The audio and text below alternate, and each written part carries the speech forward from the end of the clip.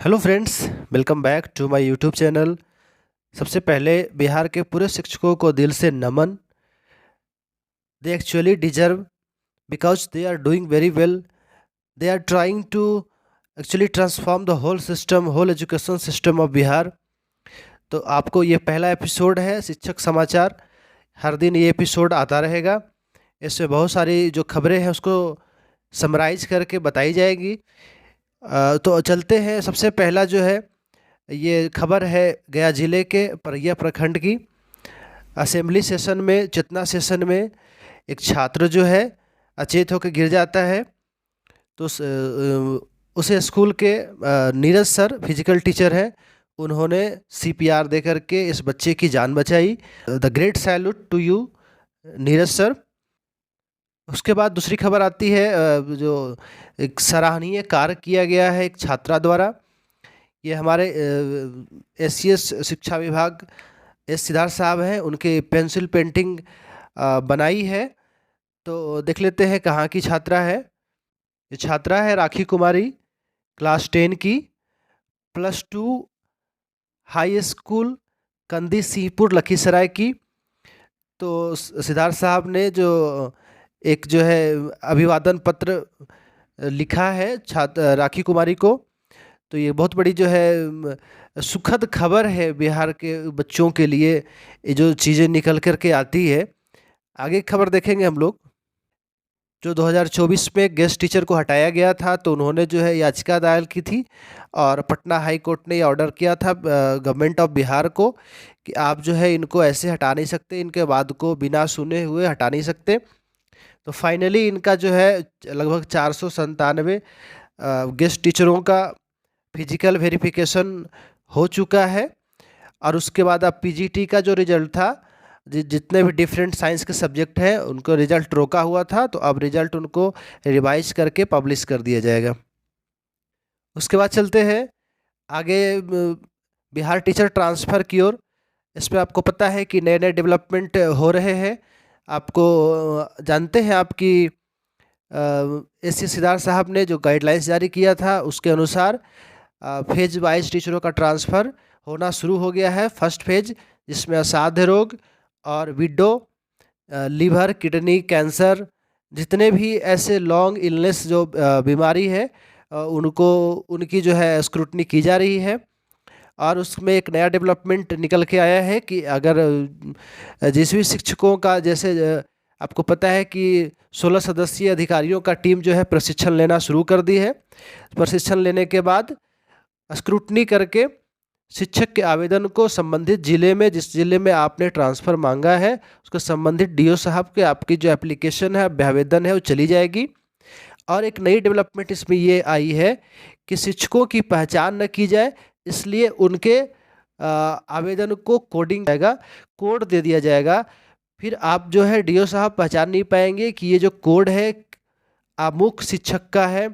और जैसे ही आपकी प्रेफरेंस जो 10 प्रेफरेंस है या फिर 3 प्रेफरेंस है, जितने प्रेफरेंस आपने दिए हैं उस प्रेफरेंस में जैसे ही वैकेंसी आएगी तो आपको जो है उस स्कूल में टैग कर दिया गया जाएगा, उस स्कूल में ट्रांसफ़र कर दिया जाएगा।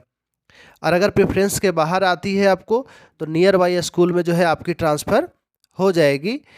तो डीओ साहब की जो डीओ डीपीओ साहब की जो प्रपंच थी, तो वो जो है आपको ख़त्म होती नज़र आ रही है। ट्रांसपेरेंसी जो है लगभग 99% तक होने की संभावना है। उसके बाद दूसरी चीज़ थी कि जितने भी डीपीएन बीपीएन थे, आउटसोर्सिंग के जितने स्टाफ थे, उनको बिहार सरकार ने 31 मार्च से पहले हटाने का फैसला ले लिया है। तो अब जितने भी हाउसकीपिंग का काम होंगे स्कूल में, जितने भी स्ट्रक्चर का काम होंगे, तो अब जो है वित्तीय अनुदान सीधे एचएम के खाते में चला जाएगा। उसके बाद शिक्षकों की ऑनलाइन अटेंडेंस के बाद अभी जो है ट्रायल बेसिस पे बच्चों की अटेंडेंस होनी शुरू हो गई है। टैबलेट से अटेंडेंस का जो एक पायलट प्रोजेक्ट शुरू हो चुका है और उसकी सफलता के बाद इसको रेगुलर कर दिया जाएगा। अभी दूसरी चीज़, दूसरे एस्पेक्ट्स में जो शिक्षक अभी बीपीएससी में बहाल हुए हैं उनको ज़्यादा शायद ओपीएस, यूपीएस, एनपीएस के बारे में मालूम नहीं है। लेकिन जो शिक्षक पहले के हैं उनको पता है कि एनपीएस क्या है, ओपीएस क्या है और अभी नई जो यूपीएस वो क्या है। तो अगर आपको नहीं पता है तो आप जो है 2 मिनट समय दीजिए। आप जैसे पहले बिहार में ईपीएफ था, तो अभी ईपीएफ को हटा करके अभी सारे शिक्षकों को एनपीएस के तहत ले लाया गया है। नेशनल पेंशन स्कीम में आपको पता है कि कंट्रीब्यूशन होता है, कर्मचारी का 10% कंट्रीब्यूशन, सरकार का 14% कंट्रीब्यूशन, और बाद में आपको 60% एक मुश्त राशि के रूप में मिलता है, 40% पे आपको मार्केट लिंक्ड पेंशन मिलता है। तो ये जो पहले सेंट्रल गवर्नमेंट के कर्मचारी थे, उसके बाद अब स्टेट गवर्नमेंट पे भी लागू हो चुका है। तो अगर आप बिहार के शिक्षक हैं तो आपके लिए खबर बहुत महत्वपूर्ण है। सरकार ने एनपीएस के विरोध को देखते हुए यूनिफाइड पेंशन स्कीम लाया है और उसकी ड्राफ्ट भी तैयार कर दिया है।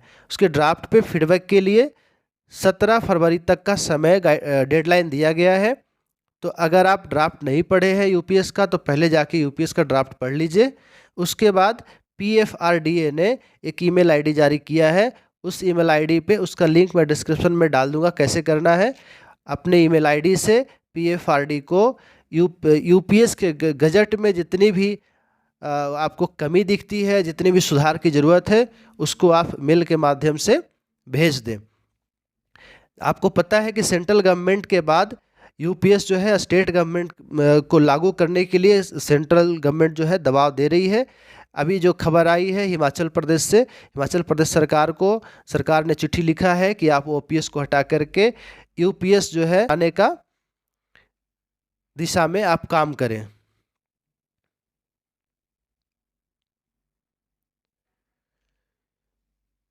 तो ये थी बिहार की आज शिक्षा विभाग से संबंधित मिली-जुली खबरें। तो जैसा कि आपको पता है 1,90,000 शिक्षकों का अभ्यावेदन शिक्षा विभाग के पास आया है और लगभग इसमें से 90% से 95% तक शिक्षकों का ट्रांसफ़र होना तय है। शिक्षा समाचार एपिसोड में बने रहे। कल हम लोग एपिसोड 2 लेकर के आएंगे। हर दिन नए एपिसोड शिक्षक समाचार से संबंधित जो भी समराइज इन्फॉर्मेशन होगा हम आपको आपके तक पहुंचाने की कोशिश करेंगे। तो stay tuned with my YouTube channel and share with your friends. Take care.